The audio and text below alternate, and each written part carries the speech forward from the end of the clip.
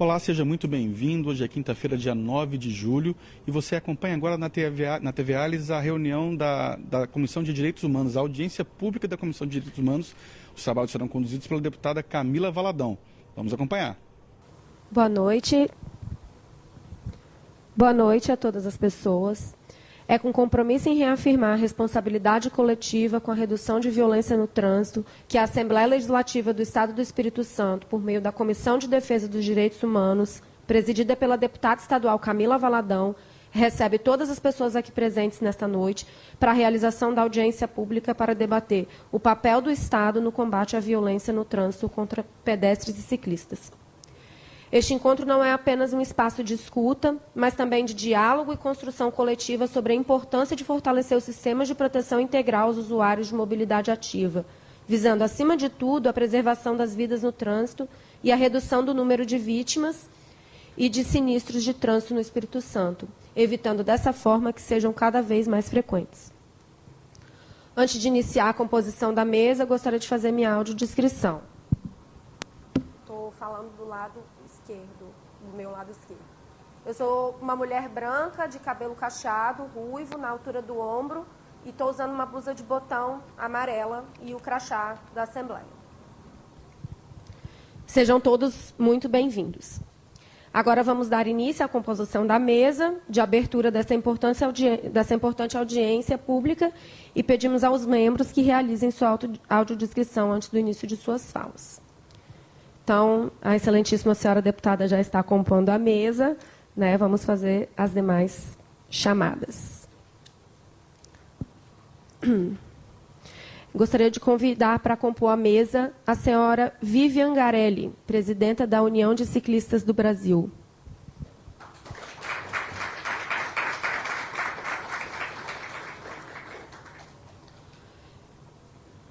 Convido para compor a mesa também o senhor Hudson Lupe Ribeiro, representante do Pedalamente.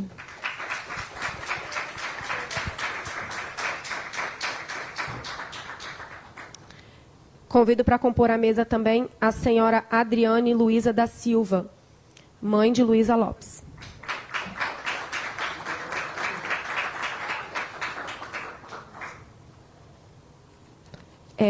Gostaria de convidar agora o promotor, Dr. Ronald Gomes Lopes, dirigente do Centro de Apoio Criminal.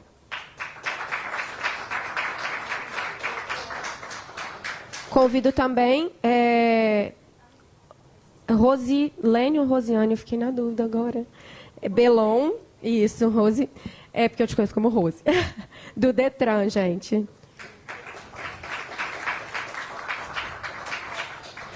Convido também a subsecretária de Estado de Direitos Humanos, Fabiana Turino.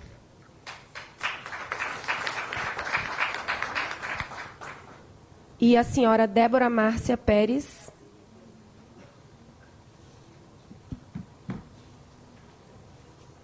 Da Superintendência Regional do Departamento Nacional de Infraestrutura de Transportes de Trânsito.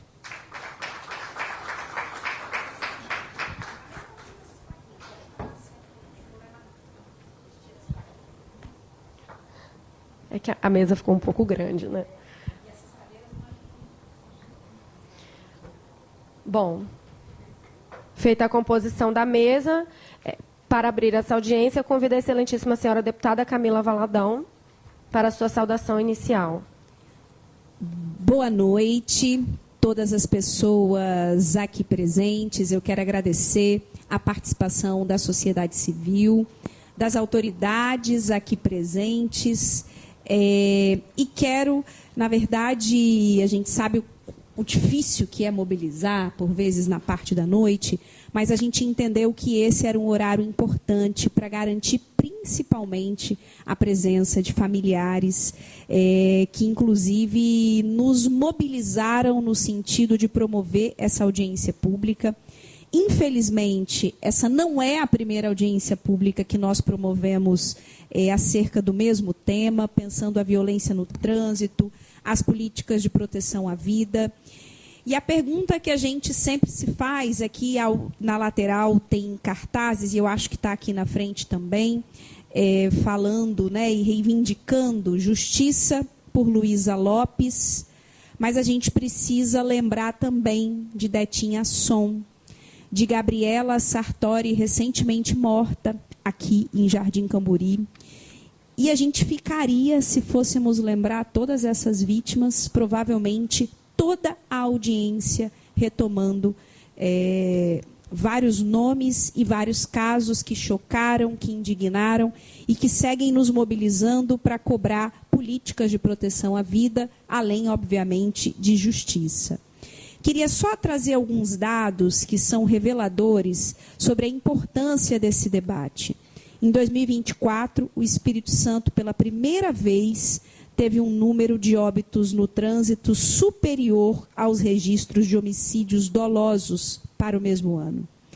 Apenas em 2026, esse ano agora, já foram registrados pelo menos 496 acidentes no trânsito em todo o estado, tendo Linhares aí o município que lidera o ranking dos acidentes, com 37 registros até o momento, 58,51% dos acidentes em vias estaduais, e apenas nesta semana, até o dia de ontem, foram registrados no observatório 7 acidentes distintos, com 8 vítimas fatais, e esse contexto ele é ainda mais agravado no momento em que a gente tem, por exemplo, as bikes elétricas e a falta de uma estrutura nas cidades que garantam segurança para todos os ciclistas, todos os pedestres e todas as pessoas.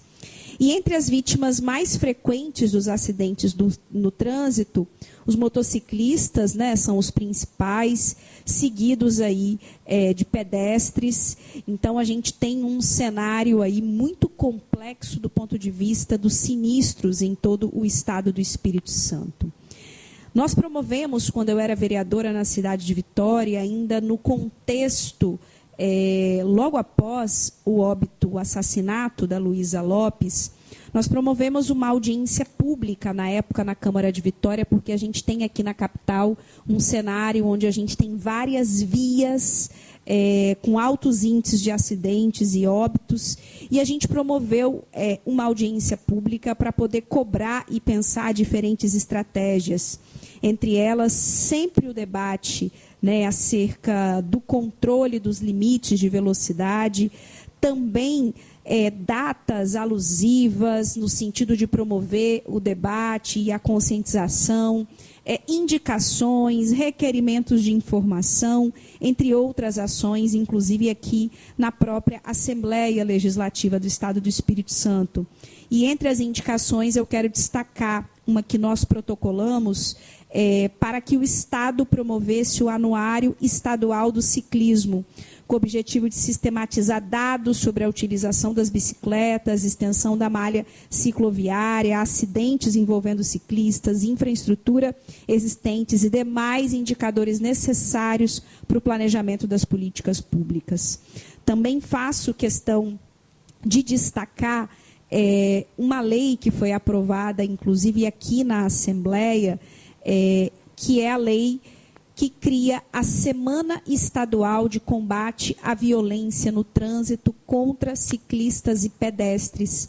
E é exatamente por isso que a gente está nesta audiência pública, como parte, inclusive, das ações dessa lei estadual, no sentido de que, e também para cobrar aqui, um conjunto de ações do Estado, a partir dessa data no calendário, para a gente também promover não só a conscientização, mas o debate no sentido de pensar ações para que o Espírito Santo possa reverter esse quadro que eu mencionei aqui. A violência no trânsito é um dos principais problemas de saúde pública no nosso país, o que significa a necessidade e o empenho e esforços integrados. Então, desde já, eu quero agradecer a presença aqui de todas as pessoas nessa mesa, né, que atenderam aí o nosso convocado para esse debate e para esse diálogo. Então, mais uma vez, reiterando o meu agradecimento.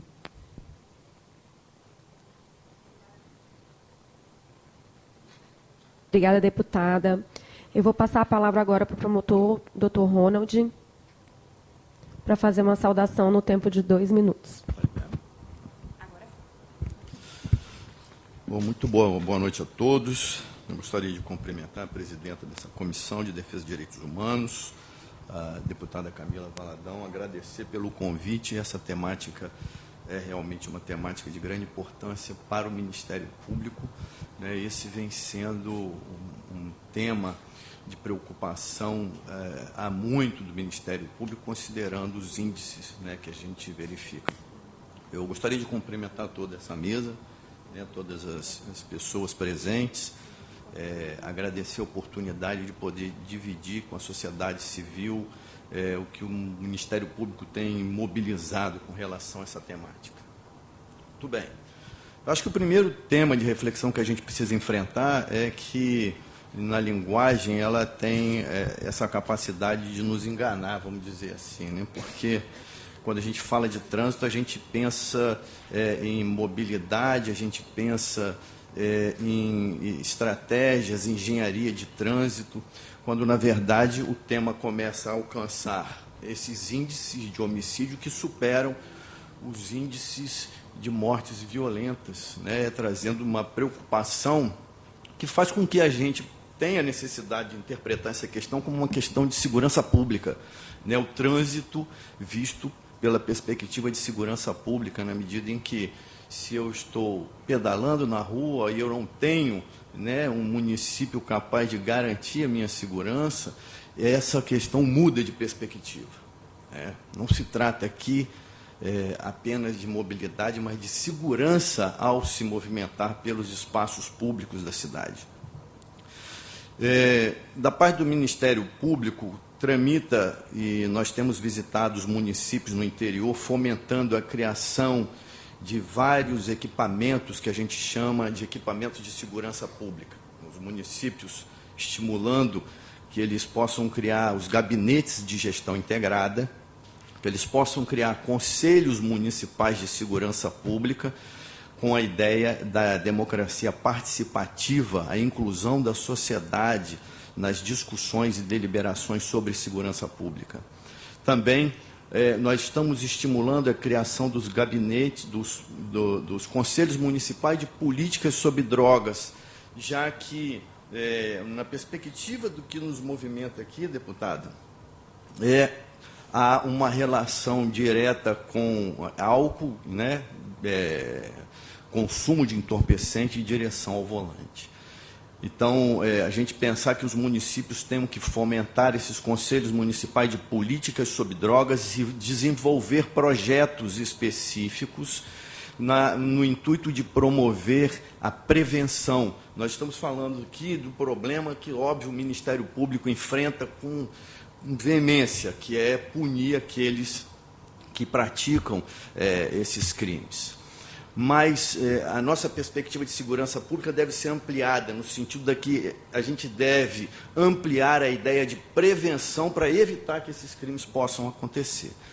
Então, além da questão da repressão do crime, o Ministério Público tem se preocupado cada vez mais em expandir esse conceito de segurança pública para que os municípios possam efetivamente participar de todo o processo de prevenção, participar na criação de projetos, de fluxos em que eles possam, esses projetos, se comunicar com esses equipamentos de segurança pública, e também com a questão dos escritórios sociais de ressocialização daqueles que praticam os crimes. Por quê? Aquele que pratica o crime, no Brasil nós não temos prisão perpétua, nós não temos outro tipo de apenamento que não seja restrição de liberdade, e que em determinado momento esse indivíduo vai voltar à sociedade, que ele precisa de uma ressocialização para que ele não volte a reincidir.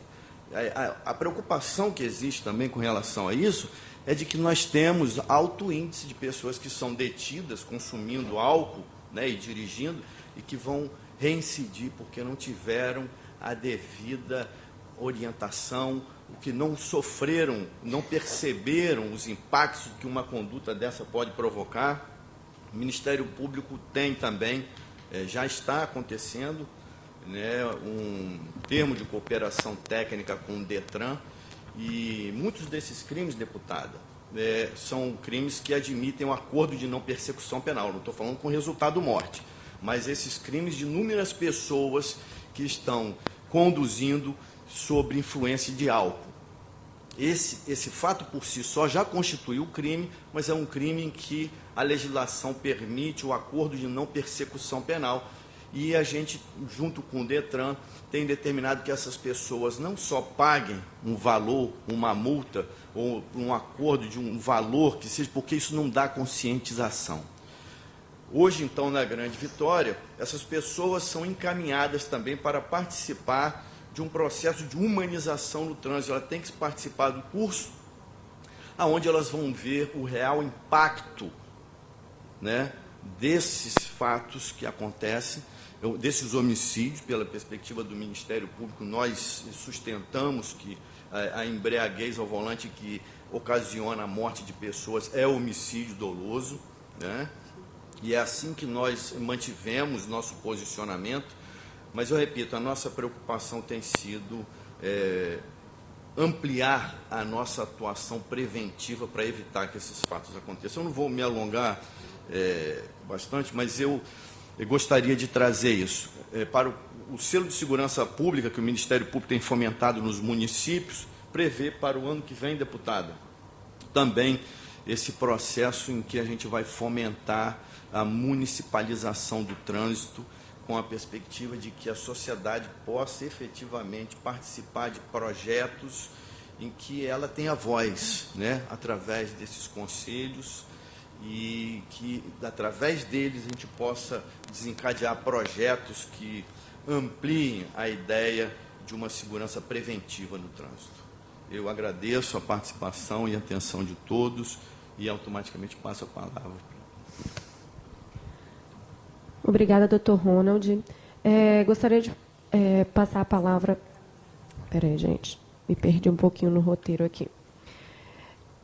Para a Vivian Garelli, presidente da União dos Ciclistas do Brasil.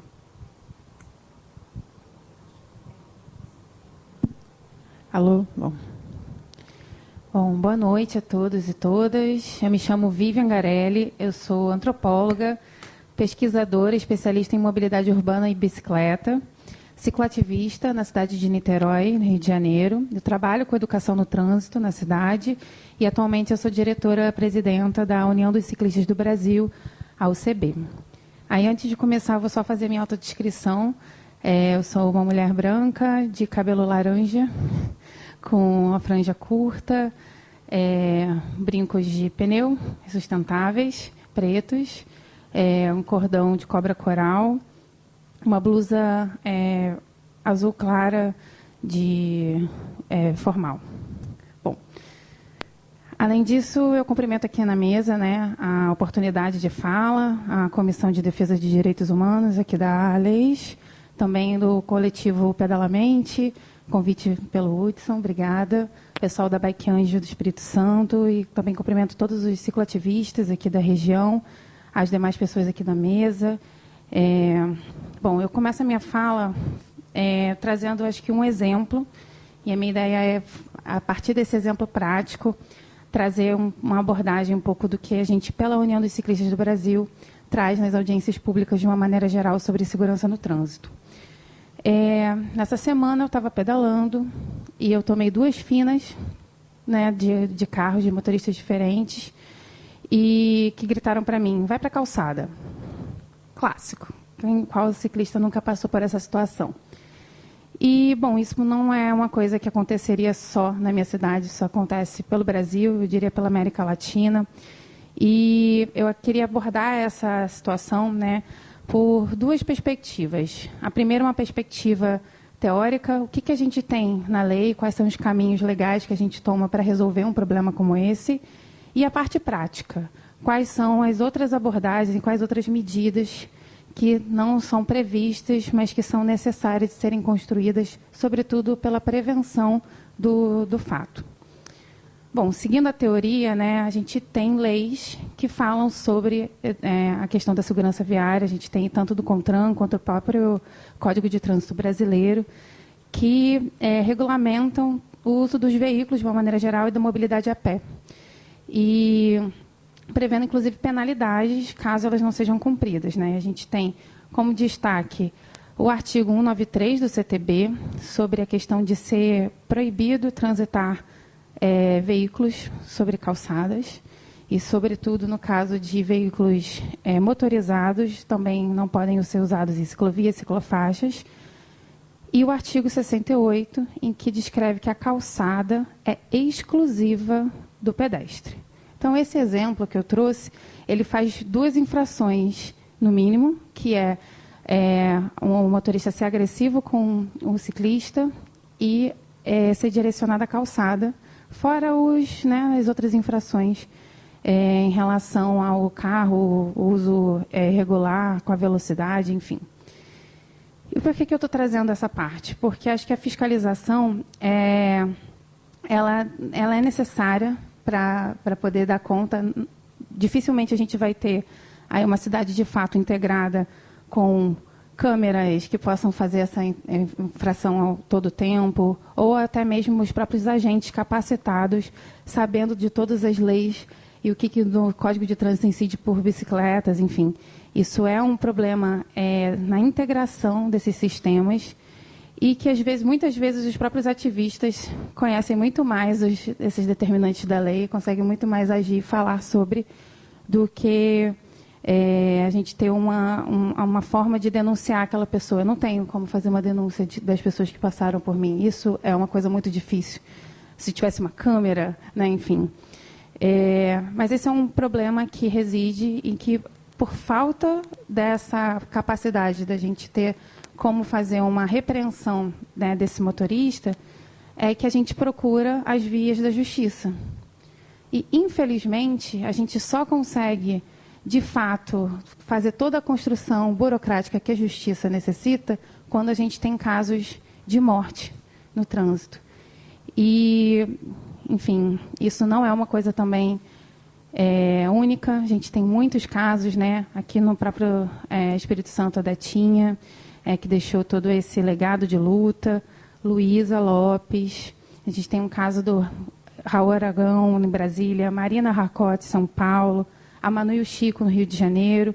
E o Pedro Davidson, que dá nome à lei do Dia Nacional do Ciclista, no dia 19 de agosto, exatamente por conta da morte dele em Brasília. Então, a gente tem aí toda uma parte teórica que foi construída com base num problema gravíssimo, que é a das mortes no trânsito.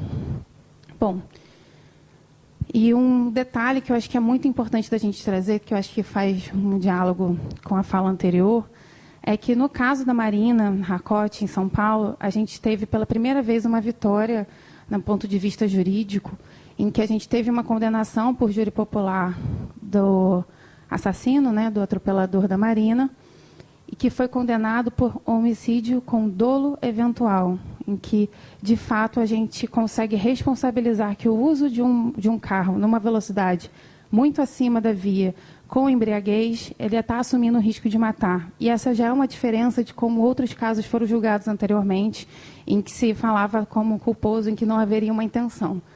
Então, isso é uma conquista teórica, mas que ainda assim não traz de volta à vida as pessoas que perderam a vida no trânsito. Então, a gente precisa de outras medidas, a gente precisa das medidas de prevenção. E é aqui que eu trago uma contribuição de dois projetos, né, 2 programas muito importantes. Um é sobre o Visão Zero, né, que é um projeto Visão Zero, que, basicamente, num resumo, né, rapidinho aqui da fala, ele considera que nenhuma morte no trânsito é tolerável. A visão zero mortes, né, de prevenção à vida. E a gente tem que entender que a falha humana ela vai acontecer. Ela acontece. A gente precisa construir sistemas que consigam prevenir a possibilidade do erro, da falha. Vou dar um exemplo muito simples. No avião, a gente... por que a gente bota no modo avião o celular? Não é que o risco dos aparelhos da internet vão, de fato, derrubar o avião, mas a possibilidade de ter 0,01% disso atrapalhar de alguma forma a pilotagem faz com que esse seja um protocolo para todo mundo. Então, acho que esse é um exemplo de como isso tem que ser levado a sério, a tolerância de 0 mortes, e que isso só é possível quando a gente faz uma responsabilidade compartilhada. Todas as pessoas no trânsito são parte, pedestres, ciclistas, motoristas. A gente precisa que todo mundo construa o sistema desde a sua concepção até a fiscalização final. E isso é muito importante porque a gente já existem medidas no Brasil teóricas, né, para poder ajudar isso. É por isso que existe o Plano Nacional de Redução de Mortes e Lesões no Trânsito, do Penatrans, que tem todo uma base, né, um livro em que você fala sobre a parte de educação, fiscalização, planejamento. Então, a gente já tem recursos sobre isso. E a gente tem essa tratativa do trânsito de ser feito de forma nacional e local. Então, a gente precisa que os municípios, e aqui no caso, né, que os estados, eles assumam também a responsabilidade local de construção dessas políticas, né, e que elas acontecem a nível nacional, mas elas também são fiscalizadas a nível local, né. E aí é por isso que a UCB constrói, né, um projeto que é o Vias Seguras, em que a gente faz exatamente o advocacy para redução de velocidade nas vias. Que esse é um assunto que ele é muito importante e que ele não tem a ver só com bicicleta, ele não tem a ver só com pedestre, ele tem a ver, de fato, com o que eu estava falando do Visão Zero, que é a prevenção da vida. A gente não pode tolerar que uma cidade tenha velocidade 60, 70, 80 km por hora. O tempo de reação é muito rápido e qualquer pessoa que esteja naquela via, seja qual modal que ela esteja, ela está vulnerável, né? Então, para ter uma noção, o risco de atropelamento, né, com morte por pedestres, ele aumenta a partir dos 30 km por hora. E a partir dos 50 km, o risco de fatalidade sobe para 80%.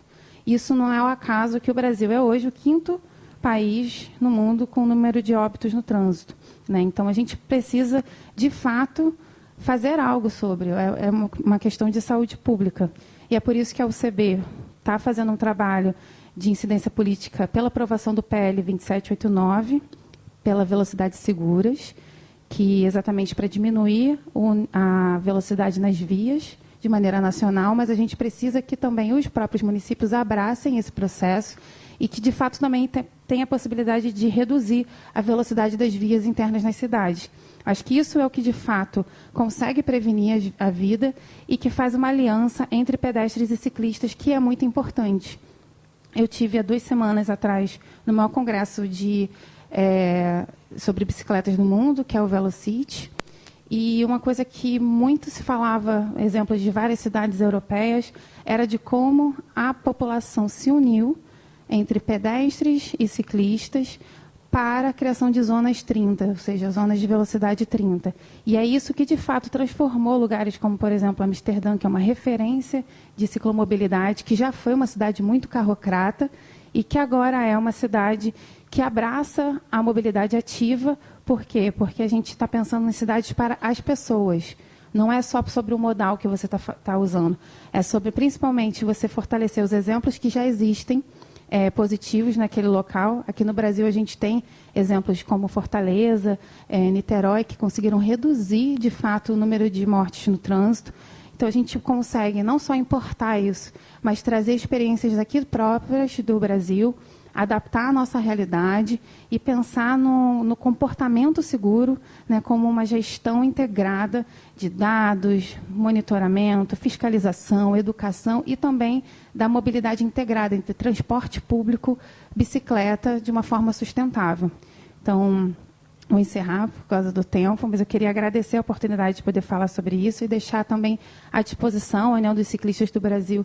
Está disponível, inclusive, para fazer esse auxílio teórico, metodológico, junto dos coletivos locais. E a gente espera que a gente possa construir cidades cada vez mais seguras para todas as pessoas. Obrigada.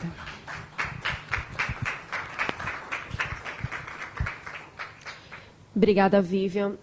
Eu vou fazer uns registros de presença. O vereador professor Juscelino, que está aqui com a gente.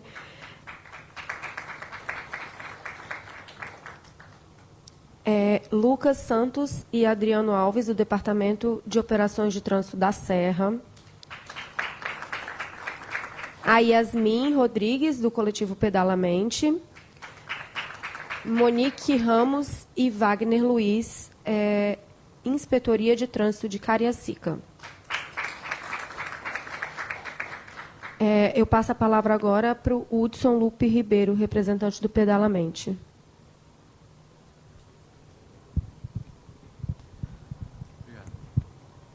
Oi, boa noite, gente. Vou fazer a audiodescrição primeiro, né? Eu sou um homem branco, de cabelo no ombro, de óculos transparente, camisa branca e com 2 adesivos muito importantes, que é um em memória a Luísa, né? E que é o adesivo desse ano, né? De 4 anos sem justiça, né? E o outro é o adesivo de Detinha, então para sempre Detinha.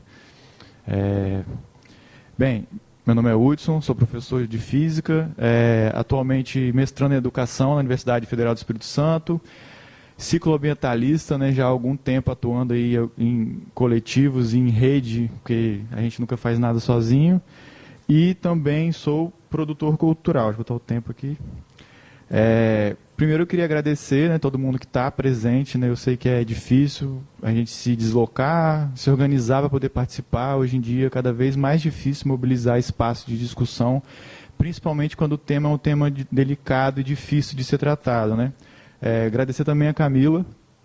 Camila é uma parceira que, desde a vereança em Vitória, a gente vem tensionando, solicitando que fossem feitas mobilizações, então vários requerimentos, várias indicações, projetos de lei, a gente já teve outras oportunidades e sempre foi nesse diálogo com a agora deputada Camila, então agradeço mais uma vez por ajudar a gente nesse sentido de trazer esse tema ao debate novamente.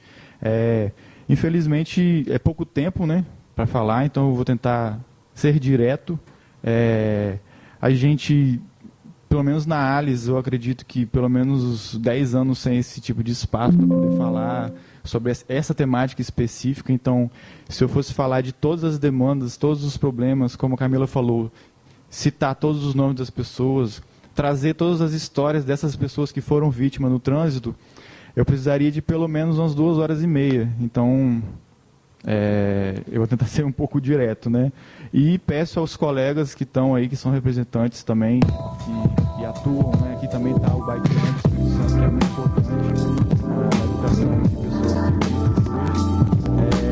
Complementar a fala e trazer as nossas demandas que são muitas na cabeça da fala.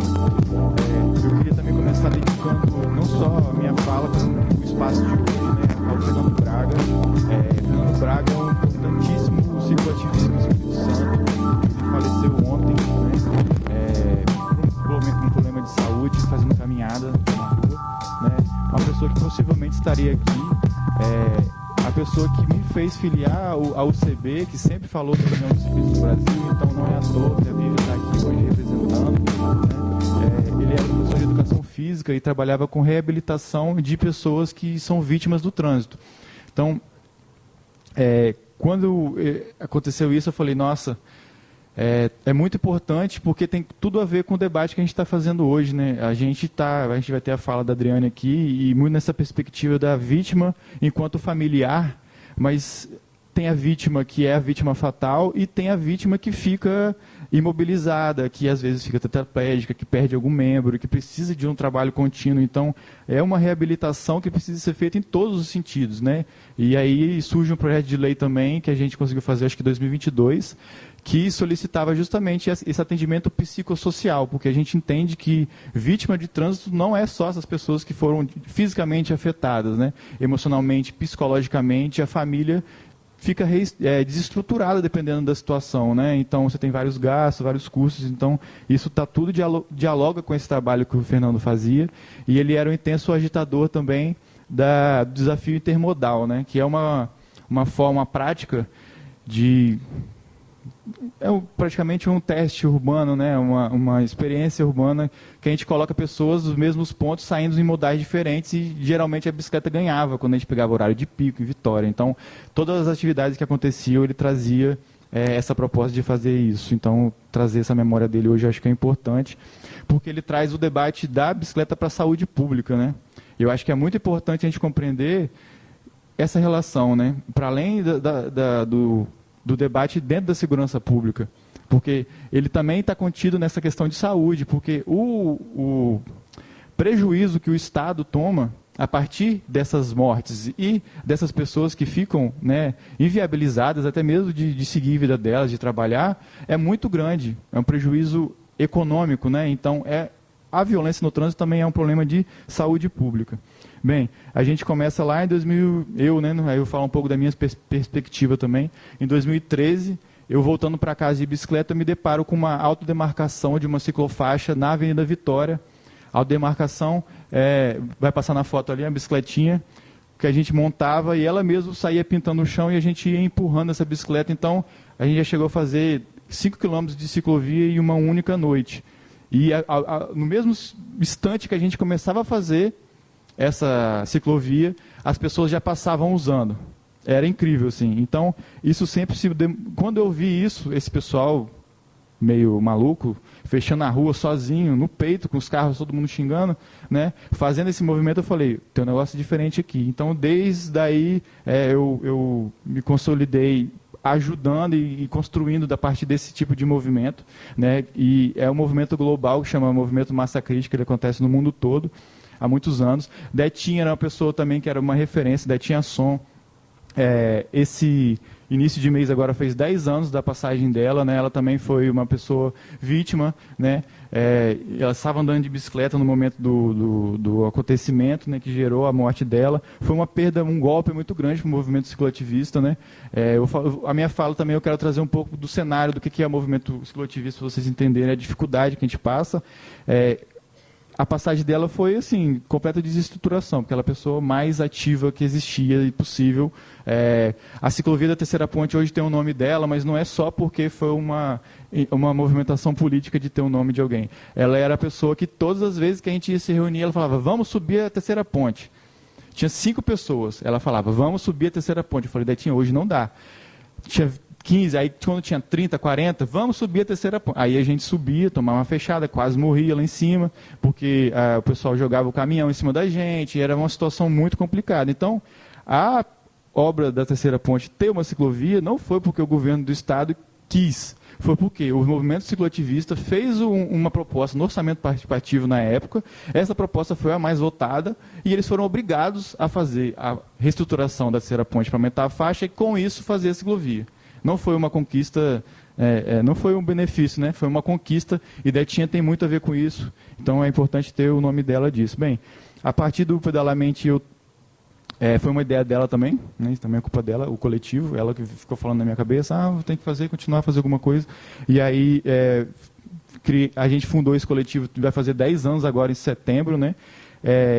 Muita história também, não vai dar para falar aqui, o que a gente já fez, mas a gente teve alguns momentos de visibilidade política, né, de trazer esse debate para a pauta, e nossa intenção sempre foi essa, foi trazer a perspectiva do ciclista, da demanda que já existe, que existia 10 anos atrás, que são as pessoas que vão trabalhar, por exemplo, em Vitória, pessoas que saem de São Pedro e vão trabalhar, às vezes, na Serra. Essas pessoas são inviabilizadas, né? A demanda real ela já existe há muitos anos. Então, a gente sempre pontuou a partir desse local, desse ciclista urbano real, né, que vai ali com ferramenta, que vai trabalhar, que é a pessoa simples, que às vezes opta por andar de bicicleta, mas muitas vezes também não opta, às vezes é o único meio de transporte que ela pode ter. Então, em Vitória, já tivemos muitos desafios, né? Nas últimas 2 gestões municipais, a gente teve muita dificuldade, por exemplo, com construção de ciclovia. Tem um mapinha que passa ali também, está passando ali no projetor. Não vai dar para vocês verem exatamente porque está passando rápido, mas dentro do relatório do atual plano de mobilidade urbana tem esse mapa, né, que ele fala que hoje nós estamos em torno de 50 quilômetros de ciclovia em Vitória. Mais ou menos os 5% foi feito nos últimos 8 anos.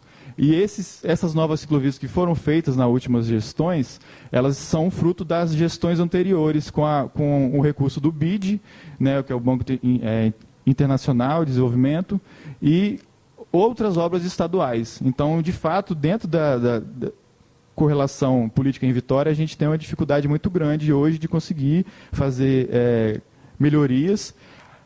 A gente está com um plano de mobilidade de Vitória, por exemplo, que foi contratado num consórcio por R$1 milhão atrasado. Né? E a gente não tem nenhuma outra cidade do estado que também tenha um plano de mobilidade, por exemplo. Existe uma lei federal que obriga as cidades acima de 150 mil habitantes, se não me engano, ter esse plano de mobilidade. Praticamente nenhuma cidade do Espírito Santo tem esse plano construído. E aí, quando a gente olha para a realidade do Espírito Santo, é uma realidade muito pior. Porque quando a gente vem falar, às vezes, os ciclistas, mas vocês são de Vitória, a Vitória é muito bom.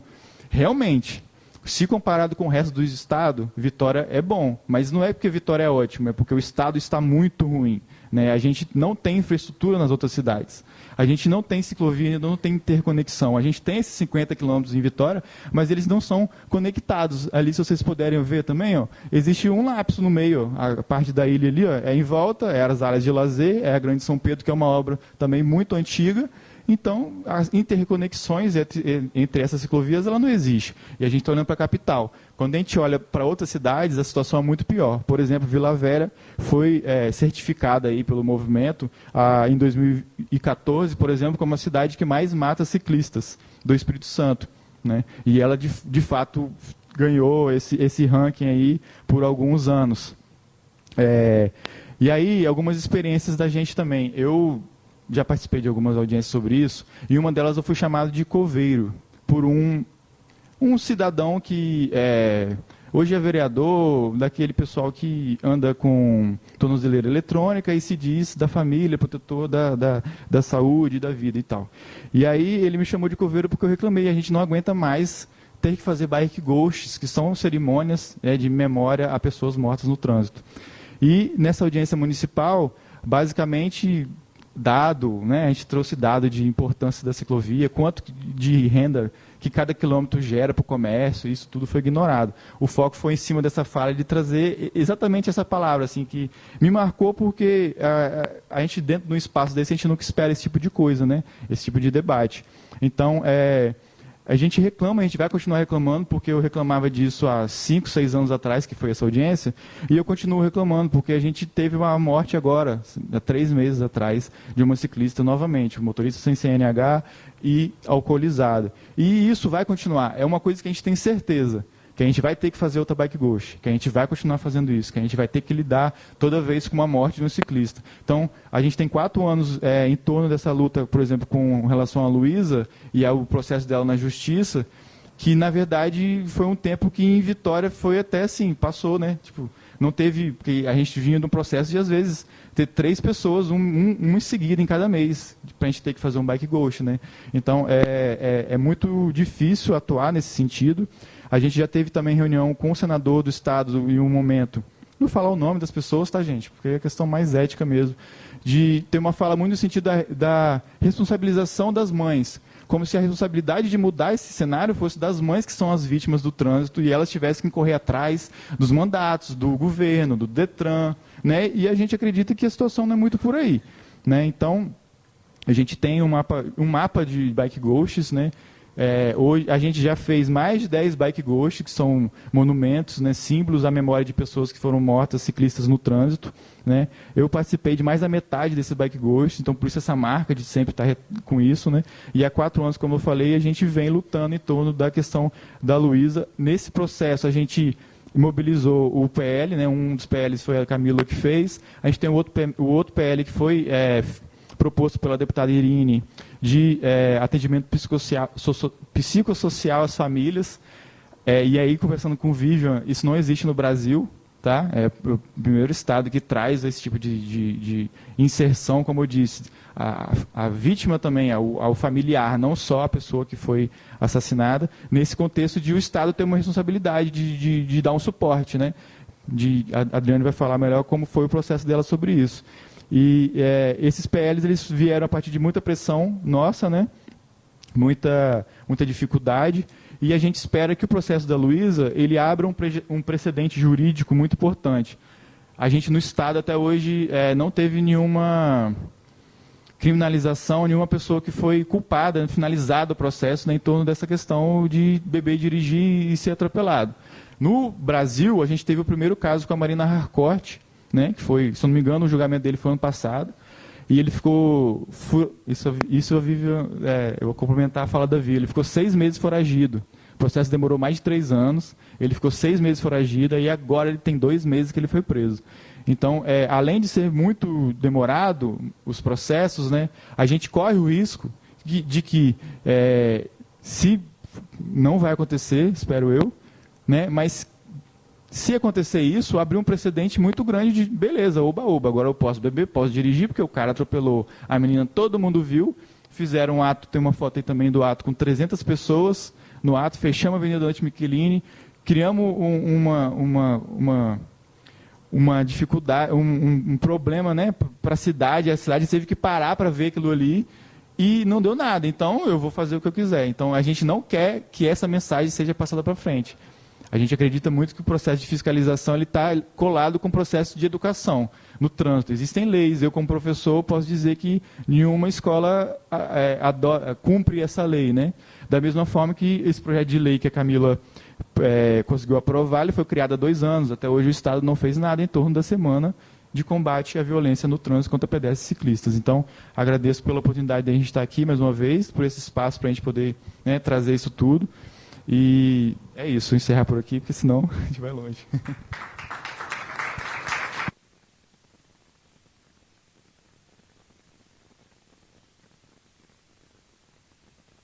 Só para falar o número da lei que o Hudson se refere, que foi proposta pela deputada Irine aqui na Assembleia e que virou lei estadual. É a Lei 11.690, que torna obrigatória no Estado do Espírito Santo a oferta de atendimento psicológico e assistencial às vítimas sobreviventes e aos familiares de vítimas fatais de acidentes no trânsito, prevendo, inclusive, mecanismos de busca ativa dessas pessoas. Essa lei está vigente desde 2022. Obrigada, deputada. Passa a palavra agora para a senhora Adriane Luiza da Silva.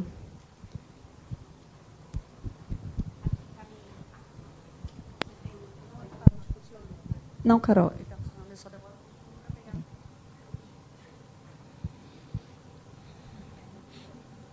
Boa noite a todos, né, e todas. Venho cumprimentar a mesa e especialmente a Camila, né, que nos convidou a estarmos aqui para estarmos fazendo esse debate. Vou fazer minha audiodescrição. Eu sou uma mulher preta, do cabelo crespo, está amarrado, né, com rabo de cavalo, uso óculos transparente, estou com um casaco meio que formal, assim, fundo escuro, com listas brancas, e com uma camisa com a estampa da minha filha Luísa Lopes, né? Escrita, Luísa era o amor de muita gente. Bem, pessoal, primeiro eu vou começar falando um pouquinho de quem era a Luísa, né? Porque eu gosto de estar reforçando isso. Então, quem foi Luísa Lopes, minha filha? Ela foi uma mulher negra, jovem, estudiosa, cheia de luz e alegrias, que circulava com seus cabelos dourados ao vento no âmbito da cidade. Uma mulher do tempo presente, aprendeu e compreendeu o que é viver na cidade utilizando sua bicicleta nos momentos de mobilidade, aderindo por suas posturas de vanguardas ao ciclismo urbano, na tentativa de desfrutar do direito de ir e vir no espaço urbano em diversos deslocamentos, seja de casa para a faculdade, para o trabalho, momentos de lazer. Ela fazia esses deslocamentos muito com a bicicleta dela. E eu tinha uma grande preocupação, porque o pedalar para a Luísa era um modo principal de mobilidade para ela. E digo mais, o pedalar para a Luísa era um ato de liberdade, de resistência, de persistência, de cidadania e de empoderamento. Agora, eu vou falar uma questão da segurança. Eu ficava muito preocupada com ela, porque ela saía por todos os lugares com aquela bicicleta, e eu falava, Luísa, você se sente segura, né, pedalando por aí na cidade? E ela respondia para mim que não, ela não se sentia segura. Mas, mesmo assim, ela persistiu e continuou com esses desafios que a cidade oferece e continuou com a sua bicicleta. Mas, infelizmente, né,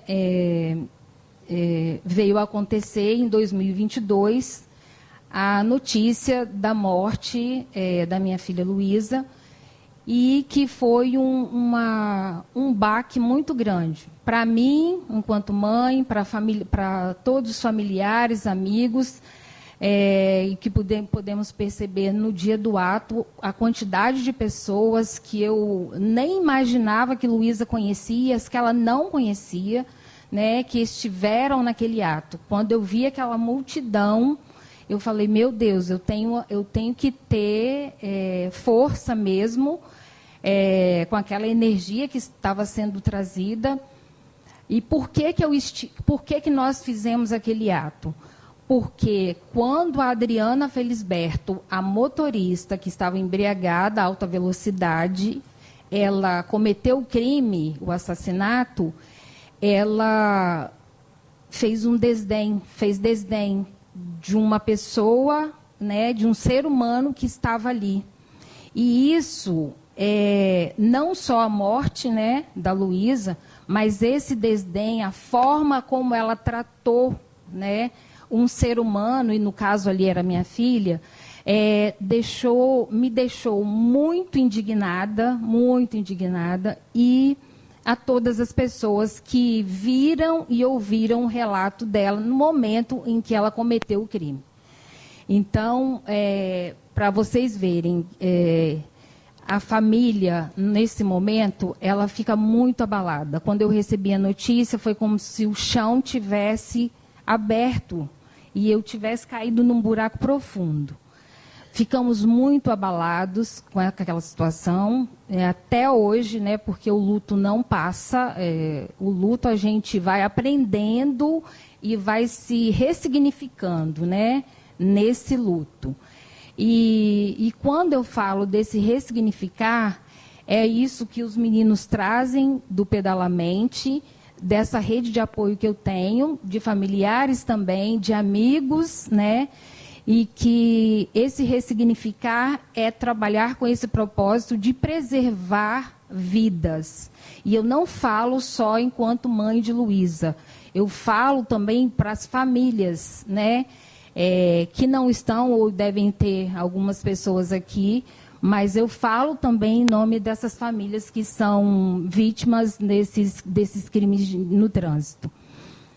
Pois bem, aí o que acontece?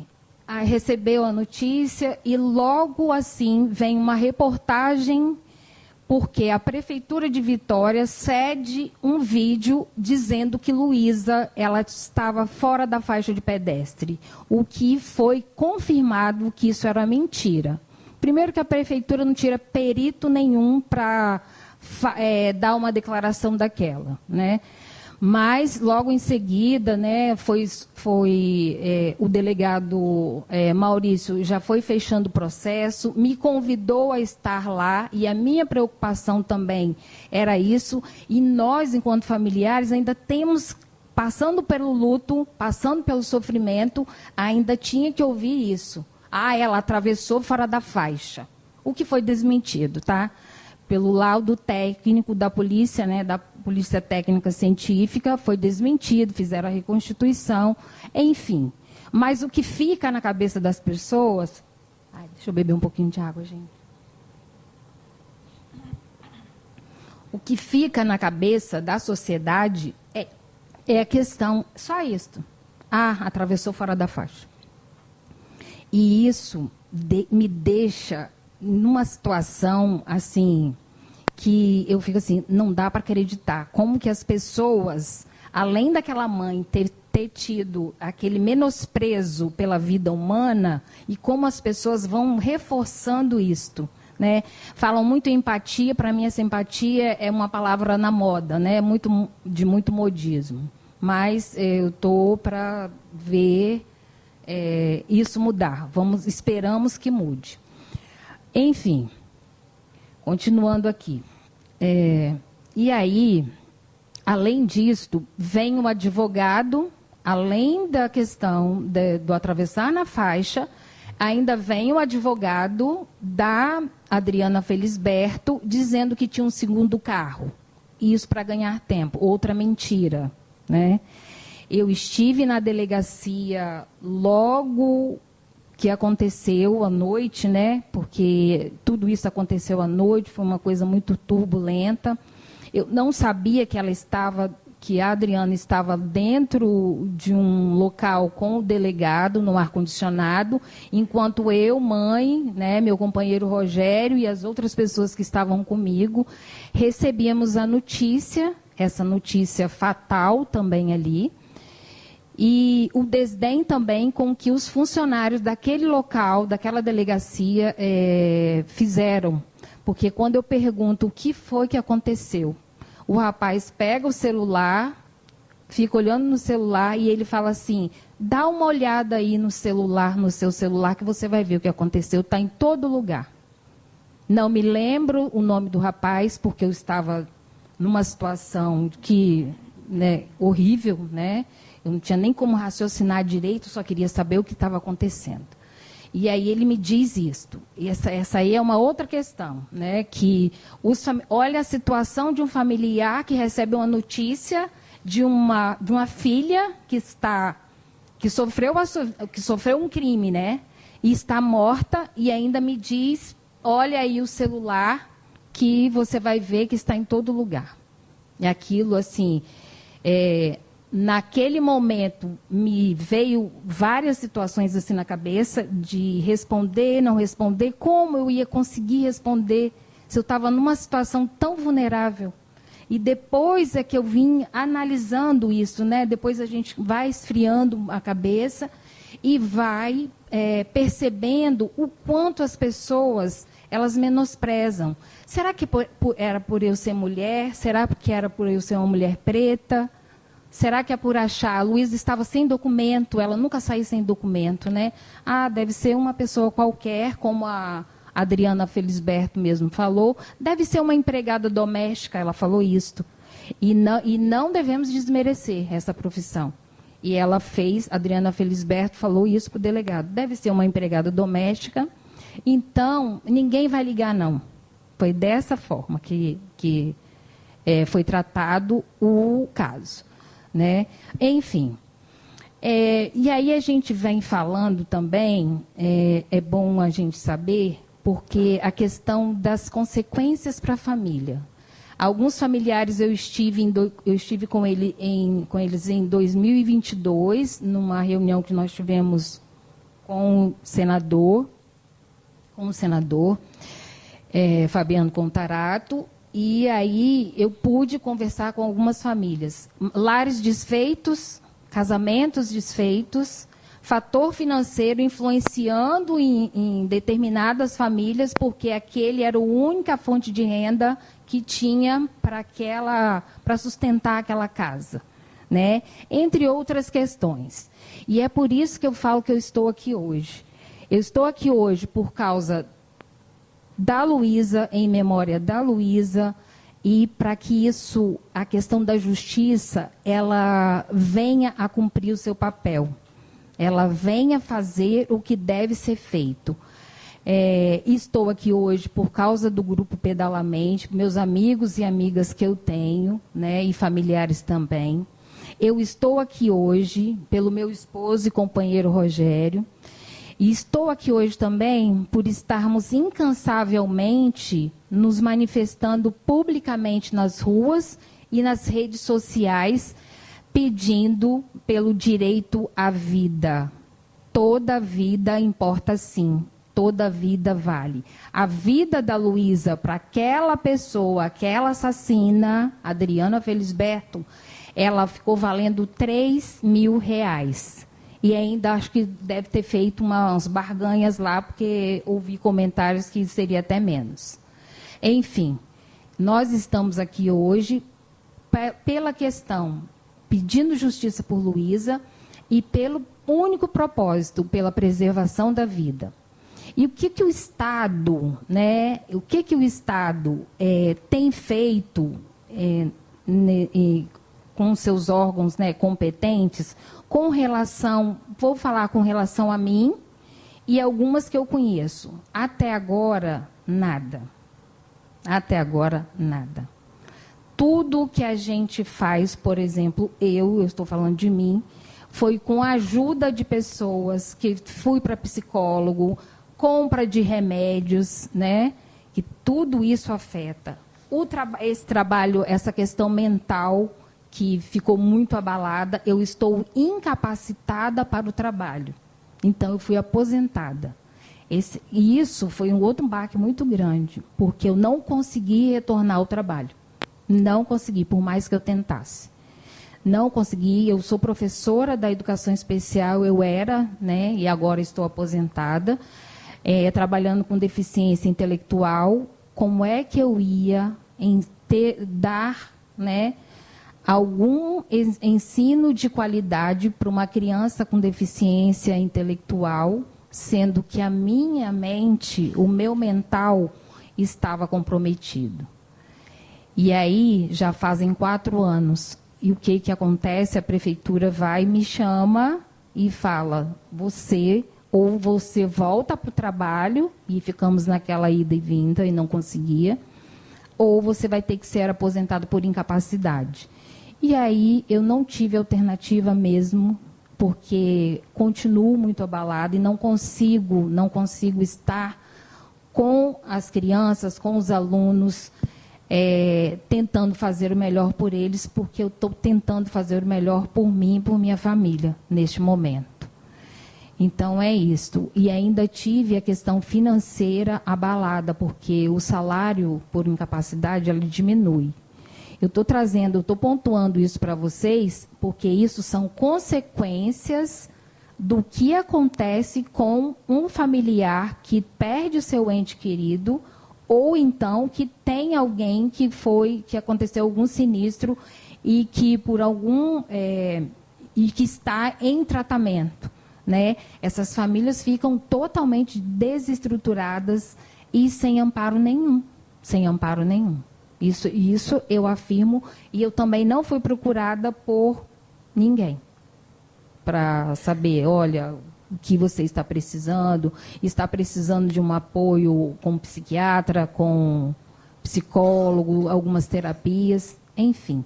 Eu e minha família, e junto com os amigos, eu tive que me virar, né? Eles foram me ajudando, e aí, na medida do possível, a gente vai caminhando, né? Vai caminhando nesse processo. São 4 anos que a gente está lutando, né?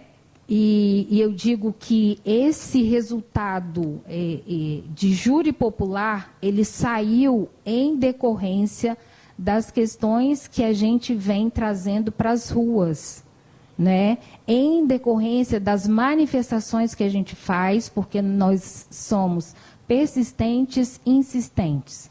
Por mais sofrido que isso seja para mim, mas eu tenho uma rede de apoio que eu considero não é muito grande, mas que me fortalece, principalmente jovens, me fortalece muito.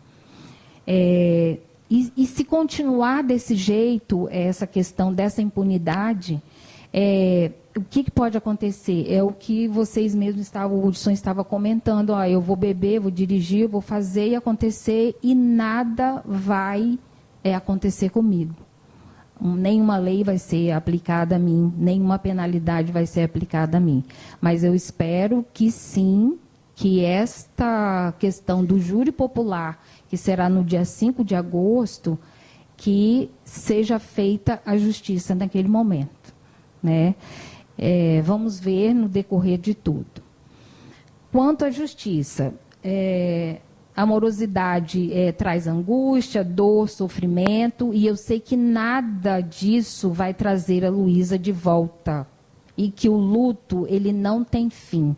Mas esse processo, ele precisa ser finalizado para que feche um ciclo e para que se abra também portas para que outras pessoas consigam sim reivindicar seus direitos e consigam sim na justiça que seus direitos sejam garantidos.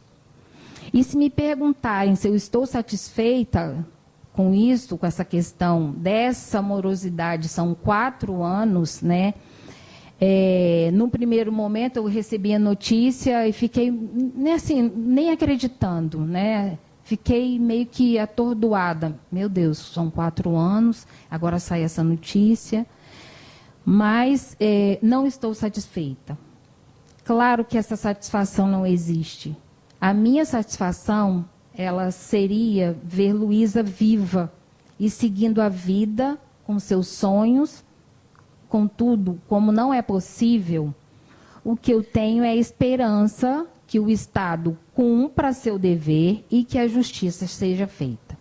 Não vou me estender mais, porque senão vou ficar, né, falando aqui. E é isso, gente. Eu estou aqui nesta luta, no luto e na luta, porque tenho pessoas grandes, como esse rapaz aqui, né, ao meu lado. Não só ele, mas se eu ficar falando nomes, eu vou, né, é uma listinha, é uma lista boa, né? E aí a gente tem os amigos também, familiares com a gente, tá? E é isso que eu gostaria de passar para vocês. E o direito à vida, gente. Todas as vidas importam, sim. É isso.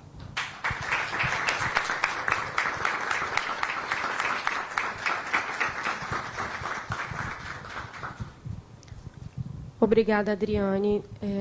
Eu passo a palavra agora para a subsecretária de Estado de Direitos Humanos, Fabiana Turino. Boa noite a todos presentes. Quero agradecer aqui a oportunidade, em nome da presidente da Comissão de Direitos Humanos, da deputada Camila Valadão, e estendo o cumprimento a todos da mesa. Antes de iniciar, vou fazer minha autodescrição. Eu sou uma mulher branca, de cabelo curto, encaracolado, uso óculos, manchadinho, rajadinho, brincos, colar e uma camisa social azul escura.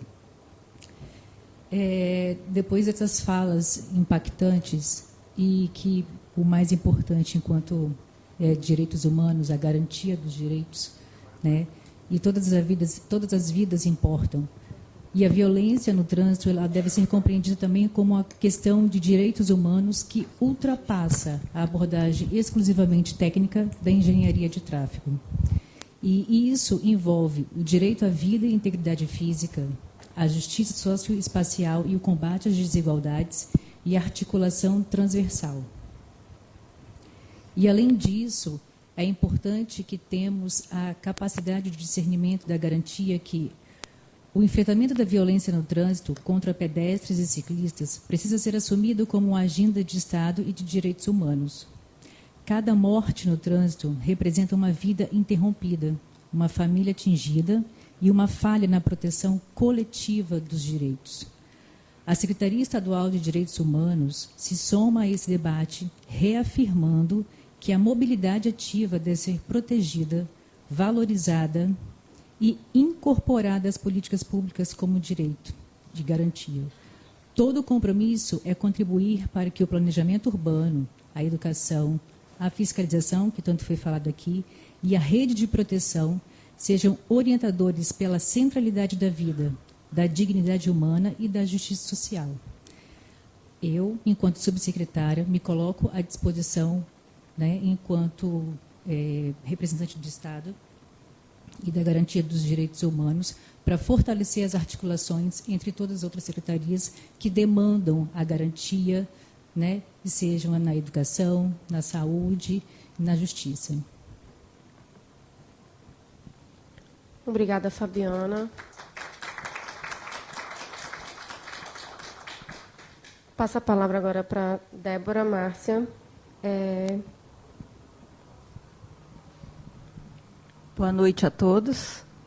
Estou aqui representando a Superintendência do DENIT, o Departamento Nacional de Infraestrutura de Transportes no Estado do Espírito Santo.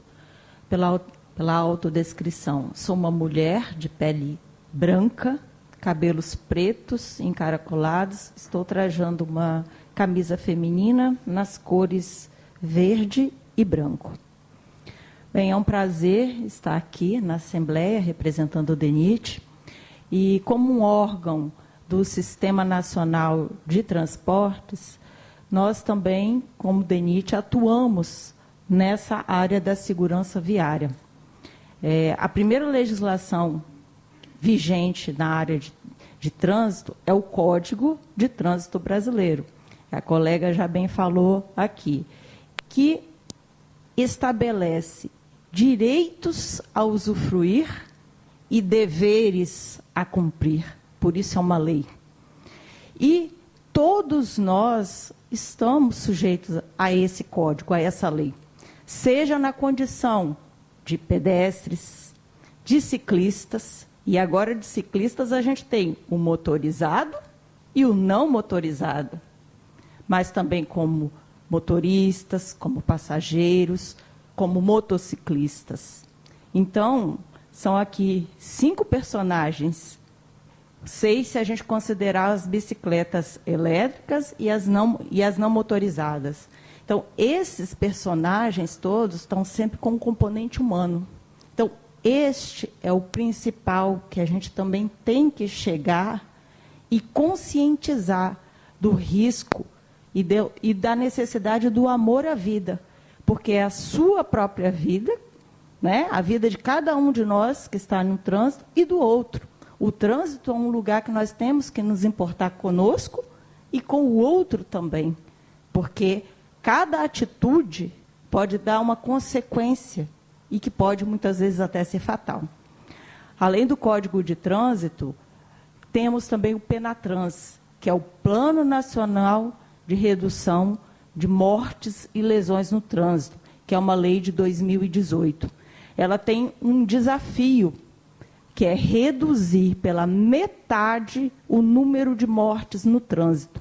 Foi considerada a primeira década de redução e hoje nós já estamos na segunda década.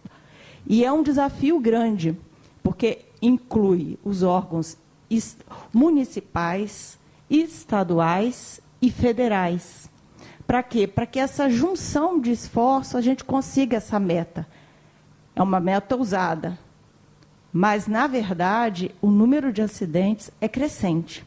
Em 2024, teve mais de 37 mil mortes no Brasil. Isso dá mais de 100 mortes por dia. Imagine isso, pessoal. Quem lembra daquele acidente da Chapecoense? Foram 75 mortos, né? Quando teve aqueles caixões num estádio de futebol. Foi chocante. O país inteiro chorou junto, praticamente. Agora, quando tem a morte da ciclista Luísa, de tantos outros aí, de um conhecido, de um vizinho que a gente tem, são mais de 100 mortes por dia no Brasil. E não tem essa dor social tão grande, a repercussão tão grande. Então, este é o desafio para todos nós, como órgãos do Sistema Nacional de Trânsito, mas a sociedade também tem que fazer seu papel, tem que cumprir o seu papel, tem que ter a consciência de trânsito, do risco do trânsito, ter a percepção de trânsito, do risco, porque é o que falou aqui, existe o acidente de trânsito, que é aquilo que é inevitável, e o sinistro de trânsito, que é aquilo que pode ser evitado. E a grande maioria dos acidentes e dessas mortes no trânsito são evitáveis. É o condutor que está alcoolizado. Se ele não estivesse alcoolizado, provavelmente ele teria tempo de reação. É o pedestre que às vezes está sem atenção. Agora, as bikes elétricas já têm casos de óbitos até de pessoas atropeladas, pessoas que caem na bike elétrica, ou que ela própria atropela alguém e vem a falecer também. Então, nosso desafio é grande. E, lembrando desse PENATRANS, que tem 6 pilares, não dá aqui para a gente espanar nesse momento todos, né? É baseado em 6 pilares, mas eu vou lembrar dos 3 pilares da segurança viária, que é engenharia, o esforço legal, que envolve a fiscalização e a legislação, e a educação para o trânsito. Nesse ponto também, nós do DENIT estamos convidando para adesão ao Programa Nacional de Educação para o Trânsito todos os professores, o nosso colega ali que é professor, todos os municípios que, através das suas guardas municipais, também têm uma área específica de educação para o trânsito, começarmos na escola, mas a escola envolve os alunos, envolve os pais, envolve a comunidade, e o objetivo é chegar também em toda a sociedade. Por quê? Porque para nós conseguirmos esse objetivo de reduzirmos pela metade, até 2030, o número de acidentes e de mortes no Brasil, porque a gente falou 37 mil é um número assustador de mortos, né? Mas pensa que o número de feridos e de sequelas é de 5 a 7 vezes esse número. E a mãe da Luísa falou muito bem o quanto que, às vezes, essas sequelas são físicas, mas, às vezes, as sequelas também são na vida dos familiares, que depois tem que continuar em frente.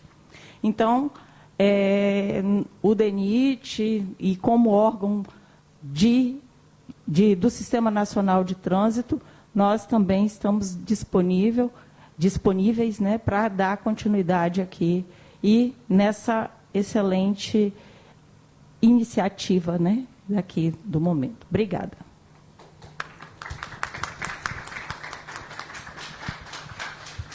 Obrigada, Débora. Passa a palavra agora para a Rosilene.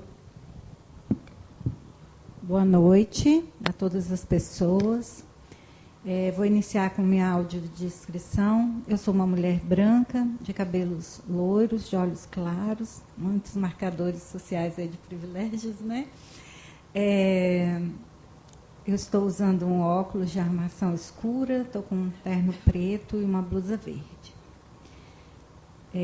Queria cumprimentar todas as pessoas, mas de forma especial a Adriane, né? Em nome dela, me solidarizar a todas as famílias de vítimas de sinistro de trânsito, parabenizar a deputada Camila, que é uma deputada muito atuante, e eu fico muito feliz, Camila, que a Comissão de Direitos Humanos esteja discutindo essa temática. A questão do trânsito, como já foi falado aqui por alguns colegas, não é somente uma questão de segurança pública, e o direito humano mais importante de todos é o direito à vida, porque sem ele não há razão de existir dos demais direitos, né?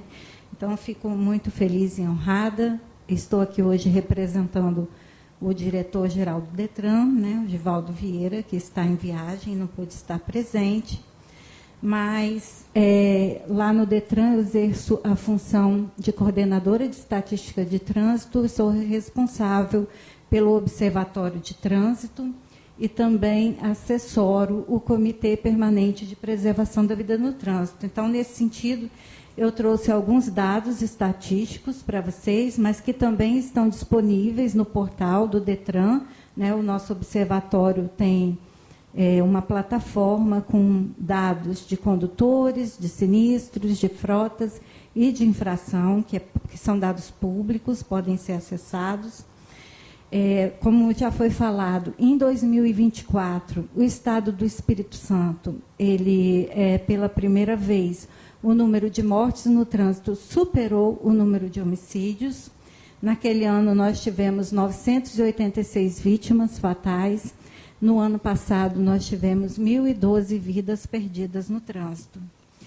E, em 2024, a morte de ciclistas correspondeu a 3,85% dessas vítimas fatais. Já em 2026, 2025, teve um aumento representando 5,53% das mortes no trânsito. E agora, no primeiro semestre de 2026, a gente está experimentando uma redução aí em relação ao mesmo período do ano passado de aproximadamente 38%. O número de pedestres, que também, né, é um dos grupos sociais mais vulneráveis no trânsito, em 2024 correspondia a 14% dos óbitos, em 2025 a 12,25%, e agora também no primeiro semestre a gente está com a redução de 4,3%, né, mas temos tido redução nesses modais, porém o modal de motociclistas está superando, né, todos os recordes de óbito no trânsito. E essa não é uma tendência apenas do nosso Estado, é uma tendência nacional e é um fenômeno mundial também. Os países subdesenvolvidos, né, de uma forma em geral, têm passado por aumento de mortes no trânsito, mas isso precisa ser compreendido, né, o fenômeno da violência viária, como um fenômeno extremamente complexo, sabe, Camila? Assim como a violência urbana é um fenômeno multicausal e que também requer múltiplos investimentos de diversas áreas, né? Como a Débora já mencionou, os 3 principais pilares da política pública nacional de redução de mortes e lesões no trânsito é a infraestrutura, a educação e a fiscalização, né? Mas, atualmente, nós temos também um eixo muito importante, que é a gestão de dados, e essa questão perpassa, principalmente, por uma outra política, que é distinta nacionalmente da política de segurança viária, que é a política de mobilidade urbana.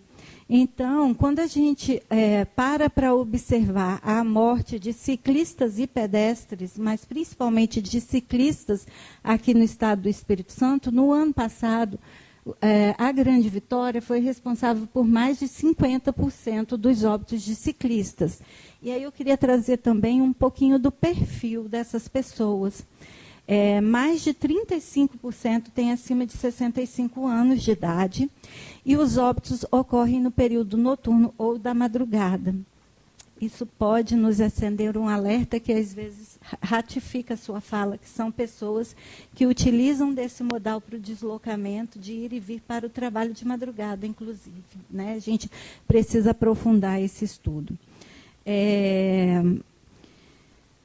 Então, assim, com base nessa elevação muito significativa de óbitos no trânsito no Estado, o governo do Estado, no ano passado, em julho do ano passado, ele instituiu um Comitê Integrado de Preservação da Vida no Trânsito, que ele tem uma metodologia, né, de desenvolver ações integradas entre as forças de segurança viária e de segurança pública dos municípios, do Estado e os órgãos federais, como a Polícia Rodoviária Federal, o DENIT, né? Vários órgãos compõem esse comitê. E, mais recentemente, em janeiro deste ano, esse eixo foi integrado ao âmbito do programa Estado Presente, com o objetivo de fortalecer as iniciativas de redução de mortes e lesões no trânsito. O trabalho do comitê também se baseia nesses eixos estruturantes, né, do Penatrans, conforme já foi assim até destacado pela Débora.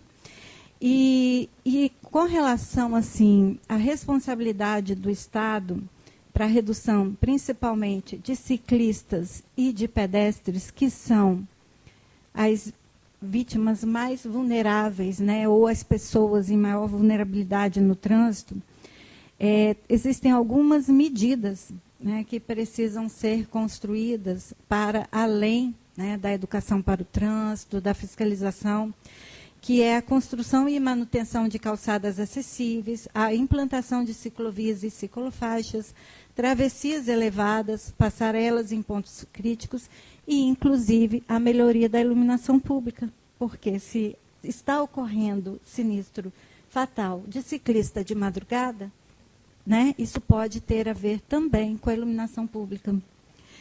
E aí, muitas dessas melhorias, elas não são de competência do Estado, né? elas são de competência municipais, promotor. E nesse sentido, é muito importante que haja o fomento à municipalização do trânsito, que está prevista no CTB e está prevista no Penatrans, e é um dos eixos de atuação do Comitê Estadual de Preservação da Vida no Trânsito. E o doutor Ronald, que está aqui, né, tem participado conosco das reuniões do comitê. E esse fomento é muito importante, porque hoje nós temos apenas 15% dos municípios do Estado com o trânsito municipalizado e mais 3 que possuem convênio com o DETRAN, que totaliza aí 20% de municípios que aderiram, né, à municipalização do trânsito, ou que vem aderindo. Assim, em termos de medidas que o DETRAN vem adotando para redução, né, dessas mortes no trânsito, para além, né, das ações do comitê, a gente teve também a transformação da carreira do servidor de carreira do DETRAN para agentes de trânsito. Então, hoje o DETRAN conta no seu quadro com 105 profissionais, agentes de trânsito, e no final do ano passado, a Assembleia Legislativa aprovou um projeto de lei que foi enviado pelo Executivo para o pagamento de ISEL, que é um pagamento por uma escala extra, para a gente poder intensificar a atuação desses servidores para além do horário de trabalho, né? Para ampliar aí a fiscalização, e nós já temos dados muito significativos de como houve um aumento expressivo na fiscalização. Além disso, o DETRAN desenvolve diversas ações educativas em escolas, campanhas educativas em empresas, palestras. Queria destacar aqui o programa Pela Direção Certa, que torna optativa a disciplina de trânsito, que acata, né, uma resolução nacional do CONTRAN e torna uma disciplina optativa no ensino médio. Então, o aluno de ensino médio que adere a essa disciplina optativa, ele depois pode abater o curso teórico na hora que for retirar a habilitação. Então, tem tido muito boa aceitação nas escolas de nível estadual.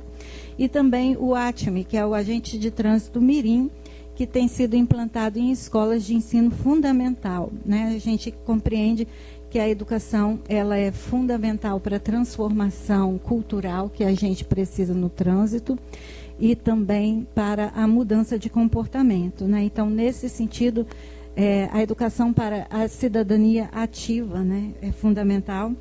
E aí, Adriane, eu gostaria de dizer que também dentro da gerência de educação para o trânsito lá no DETRAN, nós temos um núcleo de atendimento psicológico às famílias de vítimas de sinistro de trânsito. Eu não sei se na ocasião te foi informado isso, porque uma das principais portas de entrada desse núcleo é a Delegacia de Trânsito Especializada, que é muito nossa parceira, né? Mas nós recebemos poucas famílias, por isso é importante divulgar esse trabalho que o DETRAN disponibiliza, né? Então, assim, gostaria de me colocar à disposição, né, e agradecer muito pela oportunidade.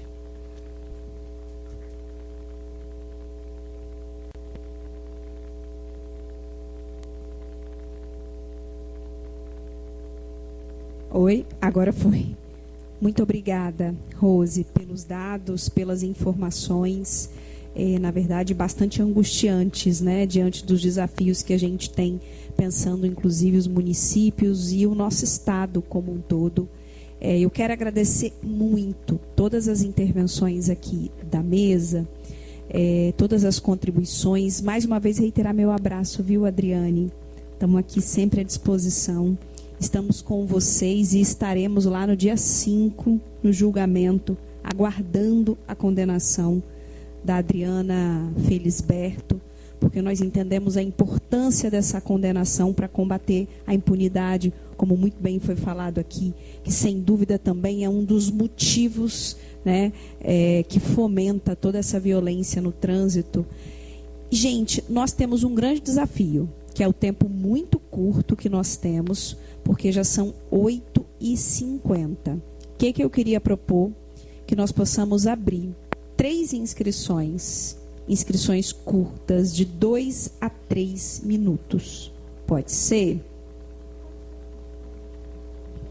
Pode? Acatada? Em virtude do tempo.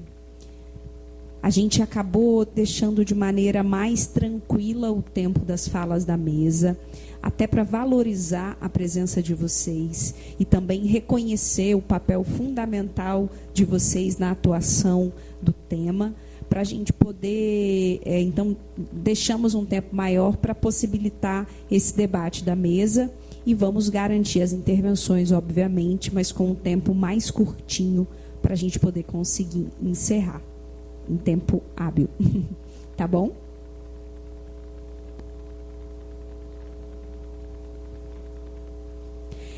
Pedir para as pessoas se identificarem, falar o nome para a gente conseguir fazer o registro aqui nas notas taquigráficas também, tá certo?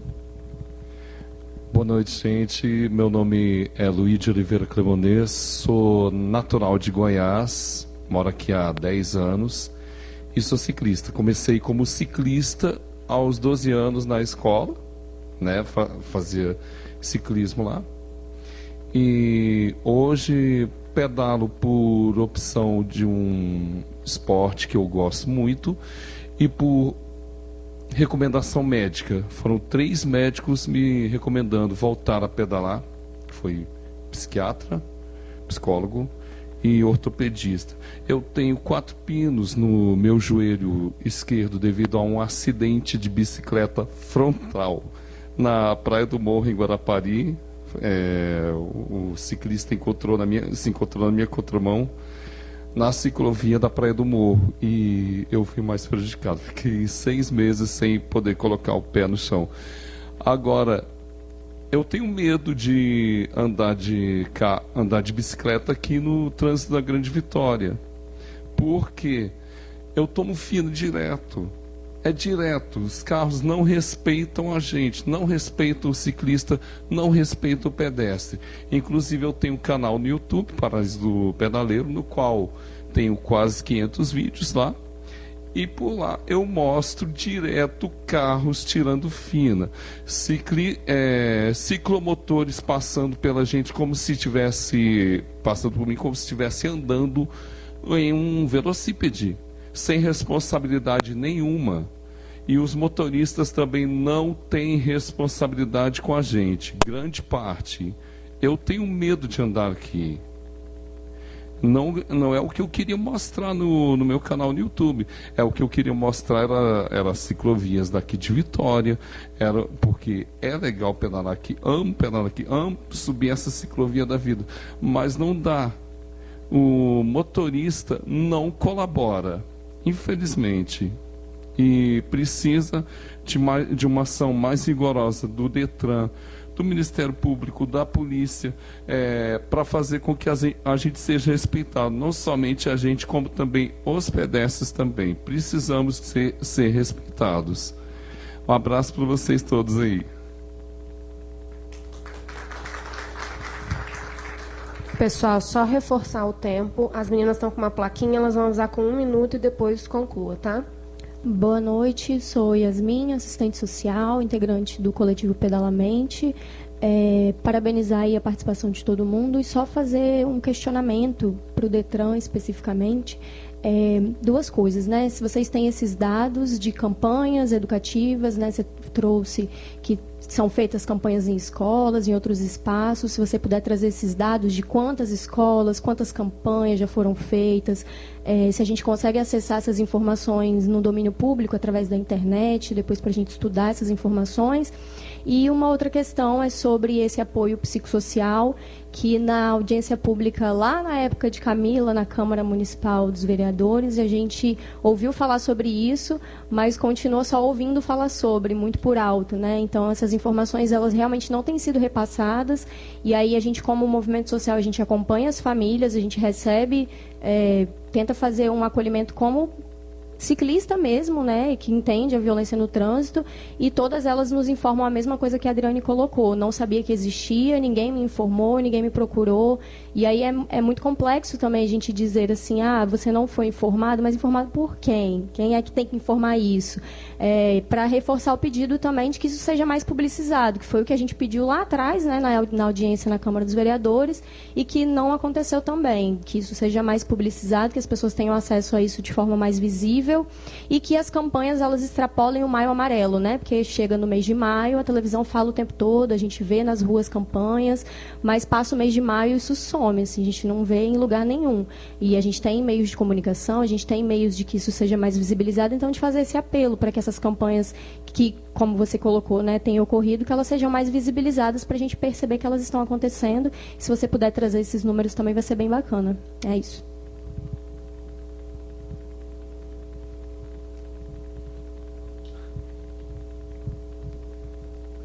Boa noite. Eu sou engenheiro do Ministério Público, meu chefe está ali.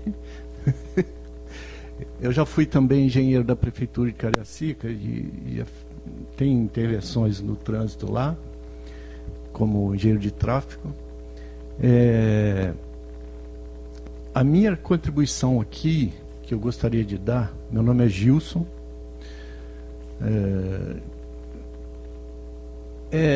fazer um apelo, né, que essa audiência sirva para atuar nenhum dos 3 pilares que foi falado, que seria a fiscalização de trânsito. Por quê? Existe um contraste entre a utopia colocada pela presidente da UCB e a distopia que é o trânsito caótico de Vitória, sendo que a prefeitura, no meu modo de pensar, ela é omissa e ausente.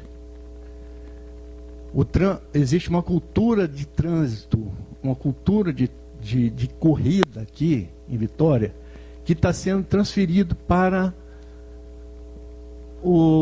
as bicicletas elétricas nas calçadas, né? As ruas são verdadeiras pistas de corrida. 1 minuto. As placas de trânsito, vou dar um exemplo. Na Avenida Beira-Mar, aqui, as placas são várias, são frequentes, 60, 60, 60. Mas 60 é a velocidade, vou dizer que seja a velocidade mínima nessas avenidas de Vitória. A velocidade média nessas avenidas, talvez seja 60, talvez seja a velocidade média, né? Porque é muito comum ver carros passando, não é raro ver carros passando a 100 km por hora. E essa cultura é fortalecida pela omissão da prefeitura, porque a prefeitura não fiscaliza. Não existe radar. Eu já cheguei a indagar com os guardas municipais. Falei, por que vocês não fiscalizam se a placa é 60? Eu falei, não tem radar. Eu não tenho radar. Não tem como fazer. Então, fica aqui o meu apelo, né, para as autoridades. Eu já pensei em fazer denúncia para o Ministério Público, não de uma forma anônima, mas eu precisaria de dados, pesquisa. Esses dados que a senhora do Detran colocou, agora já tinha uma fonte, porque pela internet eu não consegui dados comparativos entre o Estado do Espírito Santo, entre as cidades do Espírito Santo e as outras cidades. Então era isso. Fica aqui o meu apelo.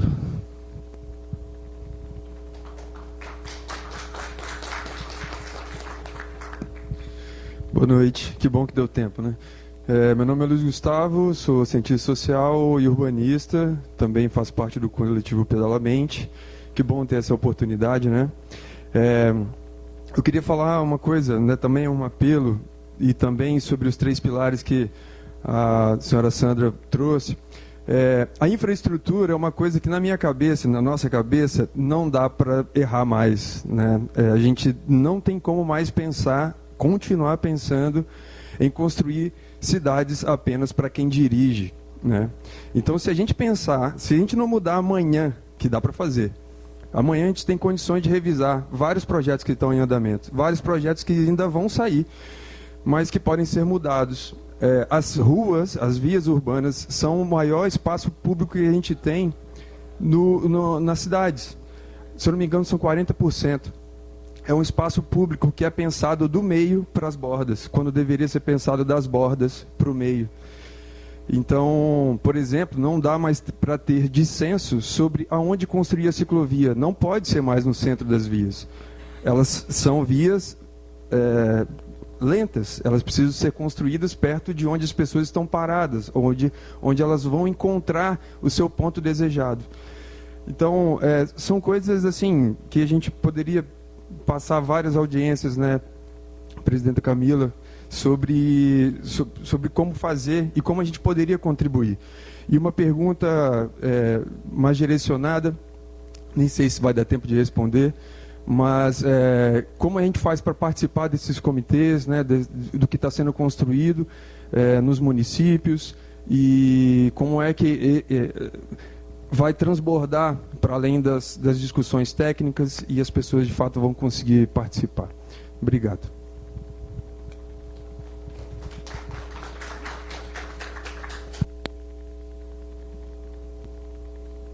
Pronto. 6 foram bem disciplinados. Muito obrigada pela compreensão. Identifiquei 2 perguntas, uma para a Rose e uma para o nosso promotor aqui, representante do Ministério Público, é isso? Ou será que teve mais, gente? Pronto? Então, Rose, primeiro.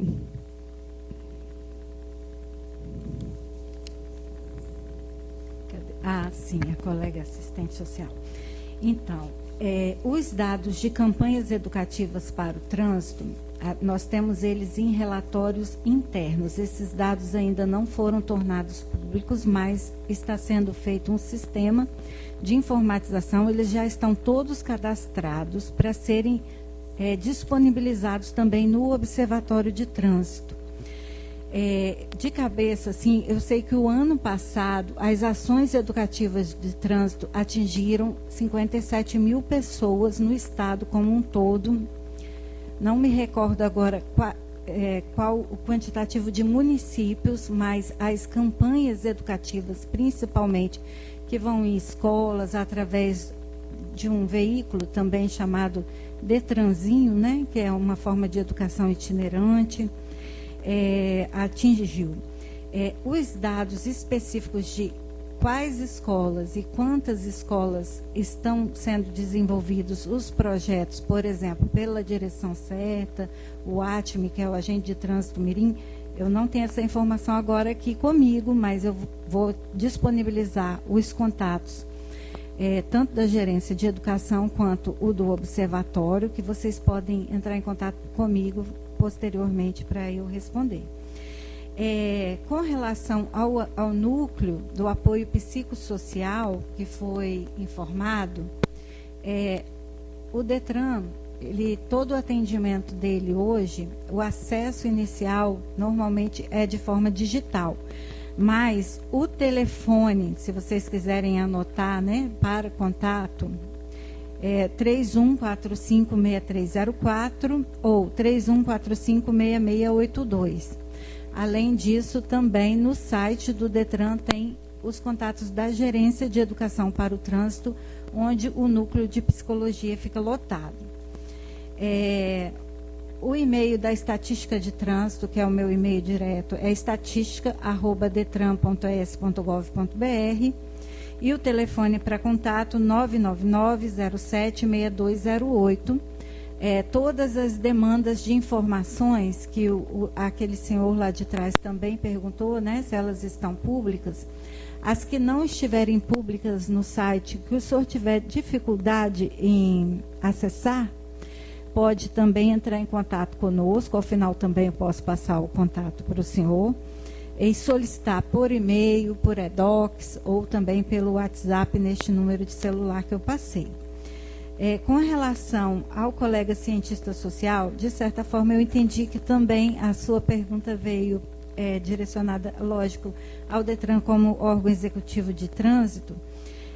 Então, assim, o DETRAN, no ano de 2025, ele investiu quase 23 milhões de reais no programa Pavimenta DETRAN ES, que é para a melhoria das vias públicas e da sinalização viária nos municípios onde o trânsito não é municipalizado. Aí, este ano, foi feito mais um aporte de 5,6 milhões de reais nesse programa para dar continuidade. Porém, nos municípios onde o trânsito é municipalizado, que aqui na Grande Vitória todos são, é de responsabilidade do município fazer essas intervenções. E, às vezes, né, nós estamos agora, neste exato momento, fazendo um estudo sobre a Avenida Mestre Álvaro, que é o antigo trecho da BR-101, que foi municipalizado, juntamente com a PRF, né, que nos tem repassado uma metodologia de análise de trechos críticos de sinistros e de lesões no trânsito. São pequenas intervenções, e inclusive de baixo custo, que elas têm um aumento muito significativo na redução desses indicadores. E aqui, por exemplo, na Grande Vitória, uma pena que o professor Juscelino tenha se retirado, né? Recentemente eu até passei para Camila. A Avenida Fernando Ferrari é a avenida mais letal, né? Foi nos anos de 2024 e 2025 aqui no município de Vitória. Simplesmente, se a gente mudasse o tempo do semáforo na Avenida Fernando Ferrari, talvez a gente conseguiria reduzir esses índices. Por quê? Porque a prioridade é o veículo e não o pedestre. Né? Então, lá na frente do DETRAN, na frente da Delegacia Especializada de Trânsito, nós temos constantemente atropelamentos e sinistros com motociclistas por causa do tempo do semáforo. Também algumas outras soluções, como transformar avenidas em vias de mão única. A Avenida Maruípe é impossível, eu imagino que deva ser impossível um ciclista circular por ela ali naquela região do quartel de Maruípe. Eu não sei como vocês trafegam. Mas, então, às vezes, existem, Camila, intervenções de baixo custo e que têm grande impacto. Até porque existem muitas pesquisas que comprovam, né, inclusive esse estudo que nós fizemos no trecho da Avenida Mestre Álvaro, que não são as questões viárias da infraestrutura que mais impactam nos sinistros fatais, e sim a conduta dos motoristas, né? E aí a gente, quando a colega trouxe o conceito de sistema seguro, que é o conceito utilizado pela ONU para a redução de mortes no trânsito, e também o conceito do Penatrans, é justamente essa concepção de que nós, seres humanos, usuários das vias, vamos falhar. E se nós vamos falhar, o Estado precisa atuar no sentido de prevenir essas falhas. Né? Mas, basicamente, é isso. Obrigada, Rose. Passo agora para o doutor Ronaldo. Desculpa, o seu nome? Luiz. Luiz, o projeto do selo de segurança pública do Ministério Público conseguiu alcançar 50 municípios que aderiram a esse projeto. Né? Esse projeto tem por objetivo a criação de conselhos municipais de segurança pública, os gabinetes de gestão integrada, os conselhos municipais de políticas sobre drogas e os escritórios sociais. 2 desses equipamentos são conselhos municipais, dentro daquela perspectiva de democracia participativa que fomentam a participação da sociedade. Então é importante que pessoas como vocês, né, que estão aqui com essa bandeira, possam se informar sobre, principalmente nesse processo, agora que os municípios estão se mobilizando para criar conselhos, eles estão necessitando de representantes da sociedade civil que possam contribuir, participar como conselheiros das decisões do município com relação a inúmeras temáticas envolvendo segurança pública, e aqui inclui também, né, a questão do trânsito. O fato é que o que a gente percebe pelo Sistema Único de Segurança Pública é que não existe uma receita única. A gente pensar, nem em trânsito, né? Cada município tem, aí a gente precisa dos dados. É por isso que a gente precisa criar, né, dentro dos municípios, essa questão da municipalização do trânsito, levantar dados, entender qual é o problema de trânsito específico, porque cada município tem o seu, né? E aí, a partir dessa realidade, a sociedade possa participar com projetos, ideias, né, para combater aquele tipo de problema específico no seu município. Então, o processo de municipalização é de relevante importância, e é ele que vai, o Ministério Público acredita nisso, ampliar essa ideia de que a prevenção é o caminho que precisa ser estimulado. Tá bom? E aí depende do município que você está falando, a princípio seria a participação de representantes como vocês nos conselhos municipais. Os municípios têm dificuldade de pessoas participando. Talvez uma comunicação, se apresentar no município, se manifestar, nós queremos participar do conselho, das deliberações. Eu acho que o caminho é esse, tá bom? Muito obrigada, doutor Ronaldo. A Vivian me pediu para falar uma frase, eu falei com certeza, vou garantir essa frase, Carol. Acho que esse aqui com certeza não chega até aí. Bom, obrigada. É bem rapidinho. Pegando um gancho até da fala anterior, uma coisa que não é um segredo, gente. Órgãos, sejam municipais, estaduais, né, o DETRAN, ou os próprios municípios, querem ter acesso a mais especialistas que possam contribuir, convidem os movimentos sociais, no qual as pessoas são super especialistas, estudam, fazem cursos. Eu acho que o jeito de avançar, eu deixo esse gancho aqui, né? Todas essas campanhas e atividades que o DETRAN está fazendo, convido o pessoal do Pedalamente aqui, sabe, engaja, porque o próprio conhecimento de outras atividades, né? A gente tem redes nacionais de ativismo, de associações, a gente consegue reproduzir projetos que acontecem às vezes de maneira pontual, de uma forma mais sistêmica. Então, por favor, convidem a sociedade civil, seja fazendo uma participação, um evento de participação, uma reunião pública, uma audiência pública. Isso é muito importante. Maravilhosa. Eu quero dizer que nós, inclusive, estamos aqui à disposição. O mandato político, ele age por provocação. Essa audiência pública só está acontecendo porque nós somos provocados pelo coletivo Pedalamente, pela família da Luísa, enfim, e diante da urgência também da gente pensar mais estratégias. Eu fecho mais uma vez agradecendo. E nós anotamos várias sugestões. Eu quero dizer, Vivian, que a UCB é uma referência para a gente. Quando eu era vereadora, a gente ficava protocolando coisas, cobrando iniciativas a partir das publicações de vocês, inclusive essa coisa da Zona 30. É um absurdo que uma cidade como Vitória, a gente sequer tem a Zona 30 perto de escolas, por exemplo, onde as velocidades deveriam ser reduzidas. Uma avenida como Dante Michelini, Fernando Ferrari, é um absurdo que não tenha reduzido de velocidade, e a lógica que a gente vê na cidade, na verdade, é para ampliar a velocidade, não reduzir. A prefeitura fez o asfalto VIX, que a gente identificou a remoção de vários redutores, como é que fala? Quebra-molas elevados. Por exemplo, na rua que eu moro, nós temos praticamente um acidente por semana, porque a prefeitura não só remove os quebra-molas elevados, como ela remove aqueles quebra-molas com mais sinalização, aqueles vermelhos, aquelas quebra-molas não, faixas, desculpa, eu cansasse esse horário. As faixas, se vocês observarem na cidade de Vitória, nós tínhamos várias faixas que são aquelas vermelhas, que chamam atenção, né, uma atenção maior. Essas foram retiradas.